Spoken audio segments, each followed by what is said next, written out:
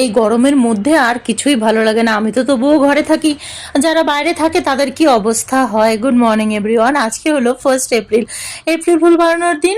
আমি আবার সকালবেলা ঘুম থেকে ওঠার সময় একদম শুভমকে এপ্রিল ফুল বানিয়ে দিয়েছি, তাই ও চোখ মুখ ঢলছিল। তারপর না আমি একটু আটাগুলো নিয়েছি, দুটো ডিম ফাটিয়ে নিলাম, একটুখানি আটাগুলো রুটি করব। সকালবেলা কি করব, রোজ রোজ ব্রেকফাস্ট আর ভেবে চিনতে পারি না। ওদের দিলাম খেতে, ওদের তো একদম বেশ একটা পছন্দ হয়নি, তারপরও খেয়ে নিয়েছে। তারপর কিছুটা জামা কাপড় আর কিছুটা জুতো ছিল, সেগুলো ধুয়ে টুয়ে একবারে চান টান করে খেয়ে দিয়ে নিয়েছিলাম। কালকের অনেকটা মাংস ছিল আর পুঁই শাক ভেজে নিয়েছিলাম, ওটা দিয়ে দুপুরের খাবারটা সেরে গেছি।